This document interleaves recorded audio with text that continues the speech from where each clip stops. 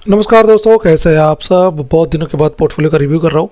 तो आइए चले देखते हैं कि कोई टाइम वेस्ट के बजाय कि किस तरह से पोर्टफोलियो ने लास्ट महीने में बिहेव किया, क्योंकि उसके पहले के महीने का जब पोर्टफोलियो को रिव्यू किया तो उसमें काफ़ी लॉस था।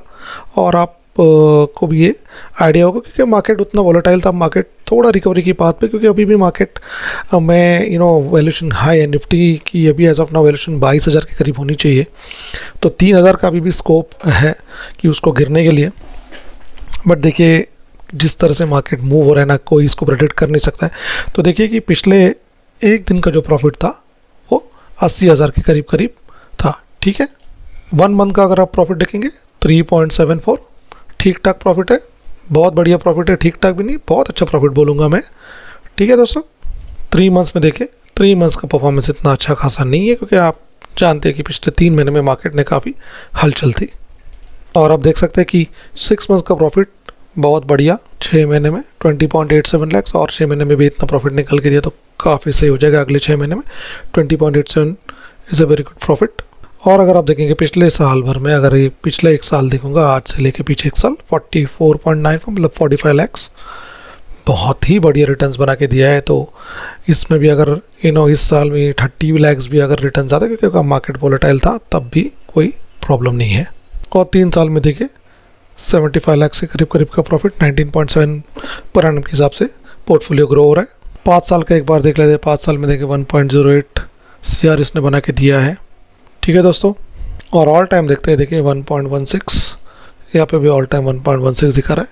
तो ये उतना प्रॉफिट अभी तक जब से शुरू किया है तब से ये इतना 1.16 CR अपने को प्रॉफिट बना के दिया हुआ है। अपना इन्वेस्टेड एज ऑफ नाउ कितना है, 1.09 CR। टोटल अभी एज ऑफ नाउ का कॉर्पस हो गया है 2.02 CR का ही कॉर्पस हो चुका है। ये देखिए 2007 में अपनी जर्नी शुरू हुई थी और अभी यहाँ पे 2024 दिखा रहा है। तो ये देखिए यहाँ से शुरुआत हो गया कि फिर यहाँ पे 2012 में पैसे की ज़रूरत नहीं थी, गाड़ी खरीदनी थी तो ले ली, निकाल लिए पैसे। उस टाइम इतना सोचा नहीं था कि लॉन्ग टाइम में इसको रखेगा तो और बढ़ जाएगा। तो यहाँ से थोड़ा सा डिप आया इन्वेस्टमेंट्स में। एक साल तक आप देखेंगे कि यहाँ पे 4 लाख था और फिर 41,000 था। फिर यहाँ से वापस शुरुआत की, यहाँ तक आते आते फिर कोविड आया, आपका यहाँ पे गिरा। एंड देन फिर उसने पोर्टफोलियो में, मैंने भी फुल पेशेंस से ही इन्वेस्टमेंट करता रहा, एक गोल पकड़ के। तो ये है उसका स्टेटस। ये देखिए इक्विटी में 89.2, डेट में 5.3 है। तो ये सॉफ्टवेयर नहीं किया, कमोडिटीज़ में मैं हम सिर्फ large mid cap, small cap और फ्लेक्सी कैप में इन्वेस्टमेंट किया है। इसने यहाँ पे वो हिसाब से, अपने हिसाब से उसने उसको सॉर्ट आउट किया हुआ है। यहाँ पे आप देख सकते हैं कब कौन से साल में कितना इन्वेस्टमेंट है 12 लाख के करीब इन्वेस्टमेंट हुआ है। यहाँ पे काफ़ी पोर्टफोलियो चर्न किया था 2023 में। मैंने वापस यहाँ पे भी 10.41 लाख इन्वेस्टेड हुआ है। यहाँ पे देखो मैं बहुत ज़्यादा पैसा इन्वेस्ट मतलब तक हो चुका है, 15.37 तक अभी तक फाइनेंशियल ईयर में, और 3 महीने बाकी है और भी जाएगा। पर इसमें क्या है, आपका इन एंड आउट दोनों का मिला के आता है। तो ठीक है, जस्ट एक रेफरेंस के लिए पकड़ के चलिए, इतना आपका लॉन्ग टर्म कैपिटल टैक्स पे लगेगा 87.33 पे, 5.3 आपका small term capital gain tax है। तो जब तक रिडेम्पशंस नहीं आते, पर मेरा तो मैक्सिमम तक लॉन्ग टर्म में ही है। ये तो SIP चल रही है। म्यूचुअल फंड्स में देखिए ये टोटल इतना यहाँ पे दिखा रहा है। फिर यहाँ पे आके देखते हैं जो गेनर है, टॉप परफॉर्मिंग भी फंड्स यही है, axis small cap, Baroda BNP, Paribas focus fund, Kotak emerging, can't active मार खा रहा है, उसी को मैं अभी रिडेम करने वाला हूँ। कॉन्ट मल्टी एसेट फंड बढ़िया फंड है। SBI इक्विटी हाइब्रिड, इस फंड के बारे में मैं सोचूंगा बाद में, इसका मैं आपको बताऊँगा। ठीक है, ओके दोस्तों, ये देखिए 9 दिसंबर के करीब का ही है। 5 ईयर्स S&P BSE सेंसेक्स के साथ कंपैरिजन करते हैं। देखिए total return as of now 23.6 per annum के हिसाब से जा रहा है। इन्फ्लेशन एडजस्टेड ऑलमोस्ट 18% के करीब है।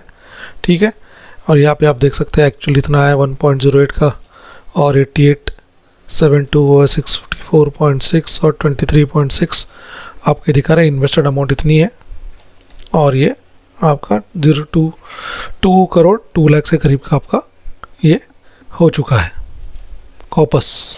ये देखिए ग्राफ किस तरह से जा रहा है। ब्लू लाइन आपकी टोटल अमाउंट इन्वेस्टेड है 2020 तक तो ठीक ठाक ही था, मतलब कुछ भी नहीं था। और फिर यहाँ से जो 20 के बाद डिफरेंस बढ़ते गया है आपका इन्वेस्टेड अमाउंट और अगर आप देखेंगे BNC सेंसेक्स में अगर मैं डालता उसको 1 करोड़ 64 होता अभी तक, और एज ऑफ नाउ अभी वर्थ ऑफ इन्वेस्टमेंट है 2 करोड़ 2 लाख्स, मतलब ऑलमोस्ट 38 40 लाख के करीब करीब का मतलब डिफरेंस आ जाएगा अगर आप किसी सेंसेक्स इंडेक्स फंड में इन्वेस्टमेंट करेंगे और आप एक एक्टिवली मैनेज फंड में इन्वेस्टमेंट करेंगे। ये है एक्चुअली आपका जो आपको देखने के लिए ज़रूरत है। वो देखिए axis mid cap 2 star rated fund है। जब मैंने इन्वेस्टमेंट शुरू की थी ये 5 स्टार रेटेड फंड था, तो ये तो 5 स्टार 2 स्टार 3 स्टार होता रहेगा। आपको ये देखना है कि आपका फंड बेंचमार्क को बीट कर रहा है, एक अच्छे खासे मार्जिन से बीट कर रहा है। अगर बेंचमार्क को बीट नहीं कर रहा है तो आपका एक सेट परसेंटेज होना चाहिए, वो आपको साल भर में देना चाहिए। सर मैंने अपना 15% रखा हुआ है, तो 15% के जब नीचे कभी फंड आएगा तो उसके बाद ही हम उसके बारे में सोच सकते हैं उसको निकालने के। अगर वो 20% 22% दे रहा है, चाहे उसके जो साथ के कंपिटिटर्स है वो 30% दे रहे हो या 35 दे रहे हो, आपका फंड 25 दे रहा है, काफ़ी है। तो फंड चेंज करने की ज़रूरत नहीं, क्योंकि आप जितना फंड को चेंज करेंगे, पोर्टफोलियो को चर्न करेंगे, आपको उतना प्रॉफिट नहीं आएगा। आपके जो कोर फंड्स है आपको उनको कंटिन्यू करना है। जैसे मेरे axis mid cap, axis small cap, बंधन, आपका कोटक इमर्जिंग इक्विटी फंड, ये मेरे कोर पोर्टफोलियो के फंड्स हैं और इनमें की SIP कभी बंद नहीं होती। ठीक है, देखिए 25 लाख के करीब का अभी हो चुका है। यहाँ पे 13.3 लाख इन्वेस्टेड है, 92.4% अभी तक का रिटर्न्स आ चुका है, 26.5% एनम से बढ़ रहा है। Small cap fund, Axis small cap fund 5 star rated fund था, 3180 अभी एज ऑफ नाउ की वैल्यू है, 14 लाख इन्वेस्टेड है, 17 लाख 70 हज़ार के करीब का प्रॉफिट। आप ये देखें ना, ऑलमोस्ट 13-14 लाख के करीब का इन्वेस्ट इसके अंदर है। और डिफरेंस देखिए axis small cap, axis mid cap में, तो स्मॉल कैप आप लंबे समय तक रखेंगे, आपको उतना प्रॉफिट 125% का रिटर्न निकाल के दिया है, 30.9 पर एनम के हिसाब से बढ़ रहा है। Bandhan small cap recently added fund है, तो अभी तो इसका टेस्टिंग प्रोसीजर, क्योंकि फेज ही चल रहा है Bandhan small cap, SBI, India flexi cap funds, क्योंकि अभी तो लास्ट 2-3 साल से मार्केट ऊपर ही जा रहा है। जब मार्केट में तक DD पाएगी तभी इन फंड्स का एक्चुअली हमको पता चलेगा। बड़ौदा BNP परिवार एक वेल्थ बिल्डर फंड है, मैं जब शुरू किया था तब 0 स्टार फंड था, अभी 4 स्टार रेटेड फंड है, 7 लाख ऑलमोस्ट के करीब है, 1527 हो चुका है इसका, और 127%, ये 153% का प्रॉफिट था। तो ये अभी बस मार्केट फॉल के चक्कर में इतना हुआ। इसमें मैं हल्की फुल्की SIP शुरू कर दी। ये लमसम इन्वेस्टमेंट है मेरा उस टाइम का, 2020 का, तब इसका NAV 7 के करीब कुछ नीचे आया था, बट मैंने उसको छोड़ दिया था, बोलो कर देखते क्या होता है। एंड देखिए पेशेंस का कैनरा ग्रुप का स्मॉल कैप, बहुत बढ़िया स्मॉल कैप फंड है, और देखिए इसमें 65.3। फिर कोटक इमर्जिंग इक्विटी बहुत ही बढ़िया फंड है।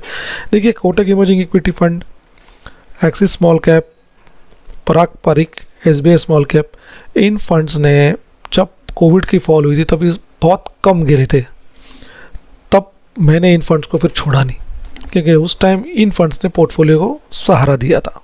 ठीक है, तो आपको भी आपके फंड पोर्टफोलियो में ऐसे फंड्स ढूंढने पड़ेंगे जब भी फॉल होता है, कौन सबसे कम गिरता है, और फिर उसको आपको कंटिन्यू करना है अगले 20 साल तक, 15-20 साल तक। ठीक है, उसके बाद देखिए मीरा एसेट के कंज्यूमर फंड, थीमेटिक फंड में बहुत बढ़िया फंड है।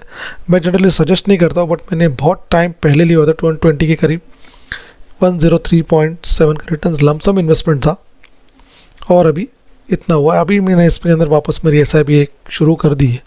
मेरा asset large and mid cap fund, ये भी 5 स्टार रेटेड फंड हुआ करता था, अभी पता नहीं उनकी मैनेजमेंट क्या कर रही है, बट सर ये भी एक्चुअली 100 क्रॉस कर देना चाहिए था। Parag Parikh, one of the best fund, अभी भी टॉप 5 स्टार रेटेड फंड ये, तो इसको तो मैं कभी निकालूंगा ही नहीं। बहुत बढ़िया फंड, क्योंकि इसके अंदर फॉरेन इन्वेस्टमेंट्स है, और अभी जैसे मार्केट, अभी US का मार्केट ट्रम्प साहब के आने के बाद ऊपर जाएगा, ये फंड अपना परफॉर्मेंस वापस शुरू कर देगा। Quant active direct fund, yes quant के फंड, ये फंड जो है ना quant active called multi asset, almost overlap हो रहा है 30% के करीब, इसके लिए मैं भी इस फंड को निकालूंगा। ठीक है, तो आप मेरा प्रॉफिट में ये 365, और कॉर्पस में भी आप थोड़ा सा डिफरेंस देखेंगे कि कॉर्पस जल्दी से नीचे आ गया, तो डरिए मत। तो मैं इस फंड को अभी रिडीम करने वाला हूँ। ठीक है, और वाइफ के लिए एक ज़बरदस्त गाड़ी लेने वाला हूँ, तो वो गाड़ी का वीडियो मैं आपको ज़रूर शेयर करूँगा। तो ये आपको बीच बीच में आपके फंड्स आपको लग रहा है, क्योंकि लमसम इन्वेस्टमेंट थी तो इसको मैं कभी भी निकालने के लिए रेडी रखा था, और अभी इसको मैं निकालने का टाइम आ चुका है। मुझे अभी गाड़ी की डिमांड आई, अब इस फंड को मैं निकालूंगा। देखिए बाकी किसी फंड्स को टच करने की ज़रूरत नहीं है। तो ऐसे आपको मुझे पता है या सिक्स सेंस है कि मुझे ना इन स्टेजेस पे पैसे लगने वाले, तो इस हिसाब से मैंने लमसम करके रखे हुए थे, ताकि मुझे अपनी एसआईपी को ब्रेक करने की, एसआईपी के फंड्स को ब्रेक करने की ज़रूरत नहीं है। ठीक है, तो ये फ़ंड निकलेगा फॉर श्योर। तो अपने फंड्स अभी 15 है, वो 14 हो जाएंगे। उसके बाद का जो फंड निकलेगा तो वो शायद ये कैनरा रोबे का स्मॉल कैप होगा, अगर कोई एक डिमांड आती है वो हिसाब से। और अपनी जो एसआईपी चल रही है 12 लाख की साल भर में, वो चलती रहेगी। ठीक है, इसके बाद ये आता है क्वांट का मल्टी एसेट फंड। बहुत बढ़िया फंड है एज ए हाइब्रिड कैटेगरी में। ये 2 फंड्स मैंने रखे हुए, बट इस फंड का मुझे इससे बेटर फंड्स अवेलेबल है मार्केट में। तो मैं देखूंगा कि मैं क्या करना है, मैं उसका बारे में रिसर्च बाद में करूंगा, बट ये फंड मैं तो कंटिन्यू करूंगा। ये फंड ने भी 16% के हिसाब से जा रहा है, तो बहुत बढ़िया फंड है, बट इससे बेटर फंड अवेलेबल है मार्केट में। SBI small cap one of the best fund, जिसका डाउन साइड प्रोटेक्शन बहुत बढ़िया है। उसके बाद टाटा स्मॉल कैप, ये भी बहुत बढ़िया फंड है। तो इनमें एसआईपी शुरू है। ठीक है दोस्तों, तो ये देखिए एज ऑफ नाउ 2.02 का कॉर्पस हो चुका है, 1.09 इन्वेस्टेड। तो अभी इसमें से 10-11 लाख निकल जाएंगे, तो फिर आपके 7.4 इन्वेस्टेड में से निकल जाएंगे, और फिर प्रॉफिट में से कुछ निकल जाएंगे। तो शायद आपका ये 2 करंट वैल्यू इसकी जो नीचे आ जाएगी बस, लेकिन वापस वो ऊपर आ जाएगा, मुझे पता है। तो इट्स डजंट मैटर। तो ये था अपना दोस्तों। ओके दोस्तों, तो ये अपना पोर्टफोलियो का पूरा हालचाल था। तो आपको एक आइडिया भी आ गया है किस तरह से आपके पोर्टफोलियो को कब लमसम, और कुछ फंड्स लमसम में आपके कोर पोर्टफोलियो में। तो ज़रूरी नहीं है कि आपके पास वो 7-8 फंड में से आपको फिर एक टाइम ऐसा आ जाएगा आपको निकालने के लिए फ़ंड नहीं हो। तो इसके लिए ये फंड्स जो है एडिशनल, जो लमसम डाल के आप भूल चुके हो, और आपकी एसआईपी के फंड्स है उनको आपको टच नहीं करना है। कुछ भी आपको ज़रूरत पड़ेगी इन फंड से आपको निकालना है, ताकि आपका आपका यहाँ पे सब मुझे प्रॉफिट भी हो जाएगा। तो अभी देखिए जो गाड़ी मेरे 10 लाख या कुछ 10.5 लाख की गाड़ी है, अब मैं उसमें सिर्फ 7 लाख डालने वाला, बाकी तो मेरा 2-2.5 लाख ऊपर मेरे गाड़ी के फ्री हो गए। जैसे भी आप बोल सकते हो। तो आपको इस तरह से प्लान करना है, क्योंकि मुझे पता था कि मेरे को एक छोटी गाड़ी लगने वाली है ए सर्टन टाइम के बाद। जब मैंने मेरी बड़ी गाड़ी 21 में ली थी, तब मेरे पास जो छोटी गाड़ी थी मैंने सेल ऑफ कर ली। मुझे पता कि नई गाड़ी है तो इसको कोई टच नहीं करेगा, तो छोटी गाड़ी है वैसे ही पड़ी रहती। तो 3-4 साल के बाद मुझे अभी पता है, क्योंकि अभी ट्रैफिक काफ़ी बढ़ चुका है, एक ईवी की ज़रूरत है। इसके लिए वहाँ पे एक ईवी आने वाली है, सो दैट कंपेंसेट हो जाएगा। पेट्रोल की प्राइसेस भी हाई है, तो इसीलिए मैंने पहले से उसकी प्लानिंग कर चुके था। और मैंने ये नहीं सोचा था कि अभी कि कौन सी गाड़ी है, 10 लाख की गाड़ी नहीं, बट आज ही मैं देख के आया। वो गाड़ी कौन सी है मैं आपको रिवील कर दूंगा बाद में। तो अगर आपको वीडियो अच्छा लगे प्लीज़ लाइक, सब्सक्राइब। जय हिंद, जय भारत, जय श्री राम, जय महाराष्ट्र।